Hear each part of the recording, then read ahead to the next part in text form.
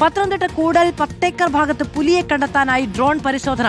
കോന്നി ആറാർച്ചയുടെ നേതൃത്വത്തിലായിരുന്നു പരിശോധന. പ്രദേശത്ത് വളർത്തുനായെ പുലി ആക്രമിച്ചു കൊന്നിരുന്നു. നിരീക്ഷണ ക്യാമറയിൽ പുലിയുടെ ദൃശ്യവും പതിഞ്ഞിരുന്നു. പ്രവീൺ പുരുഷോത്തമൻ വിവരങ്ങളുമായി ചേരുകയാണ്. പ്രവീൺ, ഡ്രോൺ പരിശോധന നടക്കുന്നതിന്റെ ദൃശ്യങ്ങളാണ് നമുക്ക് കാണാൻ കഴിയുന്നത്. ഈ മേഖലയിൽ തന്നെ പുലിയുണ്ട് എന്നുള്ള നിഗമനത്തിലാണോ വനംവകുപ്പ് ഉദ്യോഗസ്ഥർ?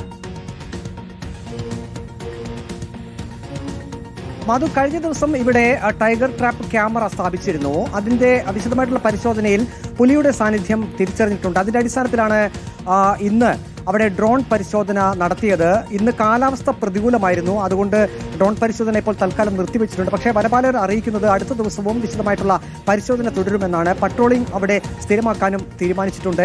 കഴിഞ്ഞ ദിവസം പ്രദേശത്ത് അവിടെ വന്യമൃഗം വളർത്തുനായെ കടിച്ചു കൊന്നിരുന്നു. അത് പുലി തന്നെയാണ് എന്നാണ് പ്രദേശവാസികൾ പറയുന്നത്. അവിടെ പ്രദേശവാസികളെല്ലാം വലിയ ഭീതിയിലാണ്. കഴിഞ്ഞ 3 വർഷത്തിനിടെ അവിടെ 3ഓളം പുലികൾ കൂട്ടിലകപ്പെട്ടിരുന്നു, പിടികൂടിയിരുന്നു. അതിന്റെ അടിസ്ഥാനത്തിൽ കൂടിയാണ് ഈ മേഖലയിൽ കർശനമായിട്ടുള്ള ഒരു നിരീക്ഷണം ഇപ്പോൾ വനപാലകരുടെ നേതൃത്വത്തിൽ നടത്തുന്നത്. ഏതായാലും ഈ ഡ്രോൺ നിരീക്ഷണം അടുത്ത ദിവസവും തുടരുമെന്ന് തന്നെയാണ് വനപാലകർ അറിയിക്കുന്നത്. കോന്നി RRT സംഘവും ഒപ്പം തന്നെ പാടം റേഞ്ച് ഫോറസ്റ്റ് ഓഫീസിൽ നിന്നുള്ള ഉദ്യോഗസ്ഥരുമാണ്, വനപാലകരുമാണ് അവിടെ വിശദമായിട്ടുള്ള പരിശോധന നടത്തിയത്.